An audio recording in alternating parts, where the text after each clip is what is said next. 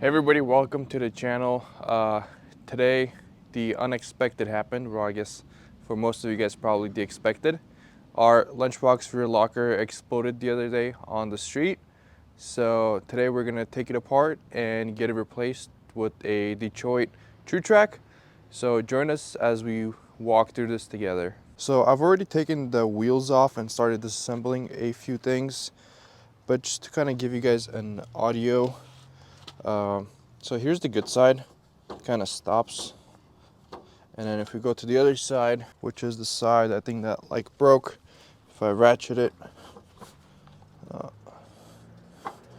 it was clicking when the tires were on it. It's not doing it now, but one side completely ratchets free and the other side is locked. So I think the teeth broke on one of the sides. So we're gonna go ahead and pull the axles on both sides. I already drained the fluid right there, and then we're gonna undo all the bolts and pull it out.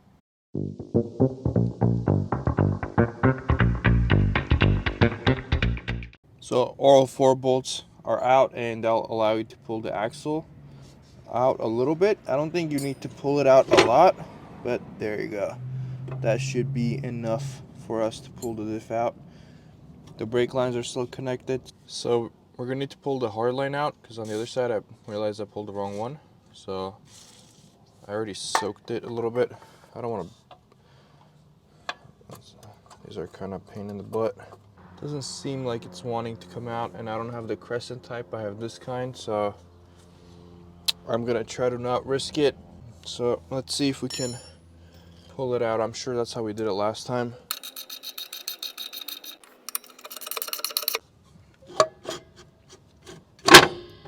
This is what it looks like when you pull an axle out. If that O-ring is leaking for you guys, replace it, pull the whole axle out, but if it's not, just clean the area and reinstall it. It should be good to go. Now it's time to pull the drive shaft and undo all the bolts over there.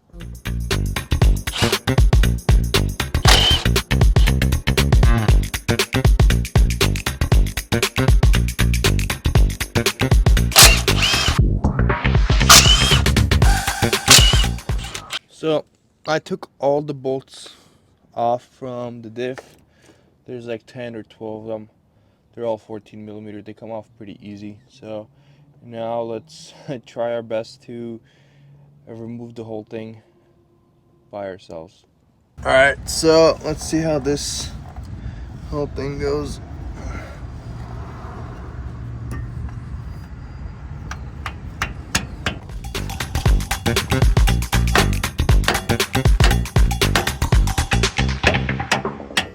So we removed the diff, and I was wrong. It is not the lunchbox locker in there. This is actually completely my fault. Basically, the bolts had started backing out, and as you guys can see right there, that's the carnage. These bolts are completely messed up right there. Right there. Right there is completely messed up. And then they were riding on the center bracket right there. And basically, out of 12, only 1, 2, 3, 4, 5, 6, 7. Only 7 of them were on. The rest were just inside the housing, just chilling there. Surprisingly, the ring is fine. The teeth look fine. It is slightly damaged in the back, right there. It's kind of chipped. But the pinion looks pretty good too. Here's the carnage that I pulled out from there. You can just see how messed up these are. They're just like hammered. And all this. Yeah, this diff is done. So yesterday, I didn't record this part, but we went to a local diff shop.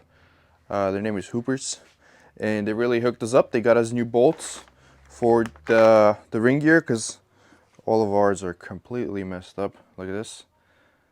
Now this is my fault. I didn't actually torque them down to the spec when we built this last time. So I take complete blame for this. But we got new bolts. We got the old bearings pressed onto the true track. We're going to replace these gears pretty soon because the ring gear is messed up as well. So as you guys can see, it's kind of chipped like this in a few locations, like right there. Where's it? Right there. So some of the threads on the ring gear are messed up, and I'm sure this would cause like some hairline cracking down the road. So we're gonna replace this pretty soon, but we have a trip coming up in like 2 days, so we're gonna put it back, and then in about a month or so we'll get these replaced. Let's start cleaning everything up and putting it back together and actually torquing it to spec this time.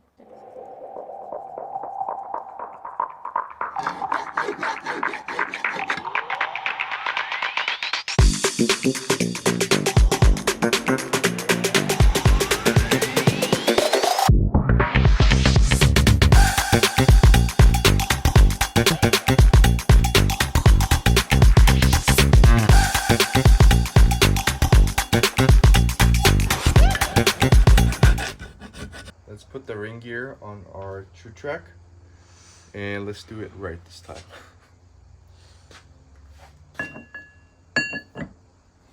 After a bunch of malleting with the brush, we got it down. All right, we're gonna start cleaning up the bolts, all the threads, and then start putting it back together.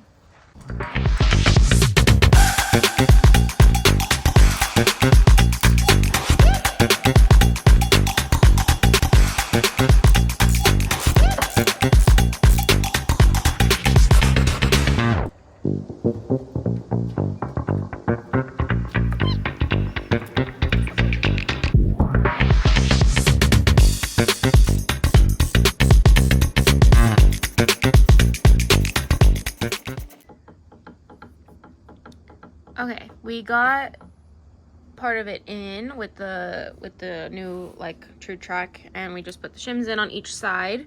We're just making sure everything is lining up, and then we're gonna get into torquing it down.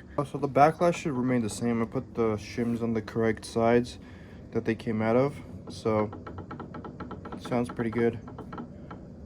Yeah, now we torque it down to spec like we should have done the first time.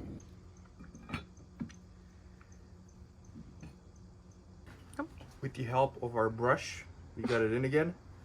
You're supposed to have this special tool to like open this up to get it easier to put in, but we used our mallet, you guys can see, and hammered it in place. So now let's torque these 4 bolts and torque the ring gear.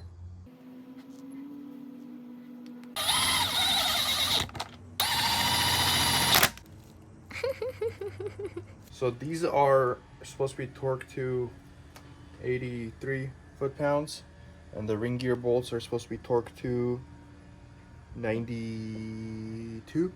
So yeah, let's kind of come up with a fixture to hold this better and tighten them down.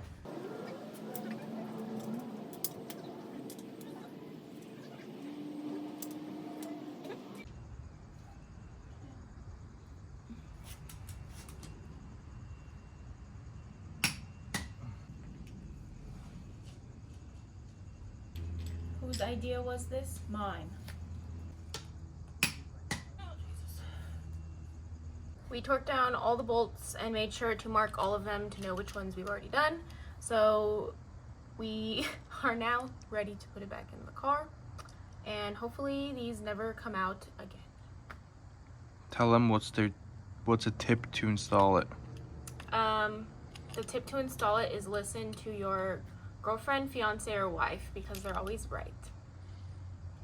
So for the past 30 minutes I was saying, let's put it on the floor, it'll be easier to like push down and then hold it, and he wanted to try 15 other ways before listening to me, and now it's on the floor, and now we're done.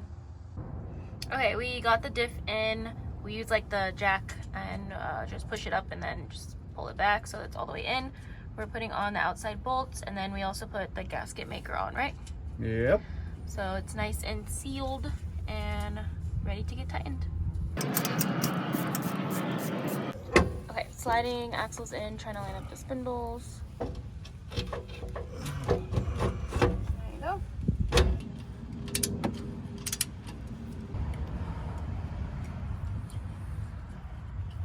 Getting the drive shaft ready to go all back together.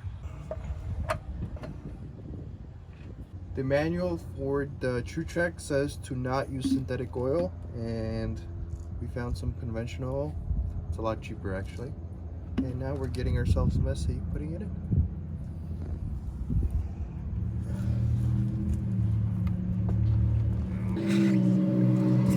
In the last clip that you guys saw, we're putting in diff oil in our rear differential with the TrueTrack. Ever since that clip, it has been about a month and a half, and we've put about 2,000 miles on the rear diff. So this is kind of like an ending review on it, comparing the TrueTrack versus the lunchbox locker that we had before, the Lockrite. Now, in some severe off-road applications, it is kind of annoying. We'll insert some clips, but when you do lift a tire and one of the tires is off the ground, it spins in the air. And now try to give it some gas.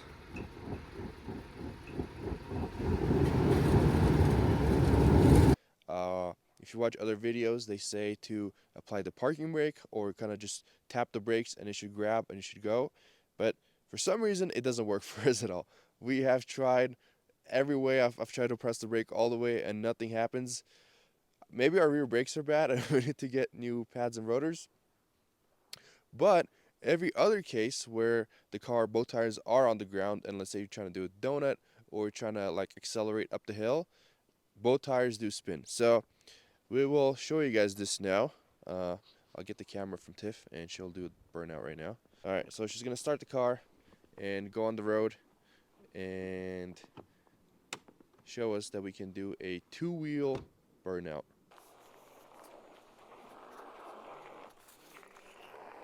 Who else loves the sound of snow?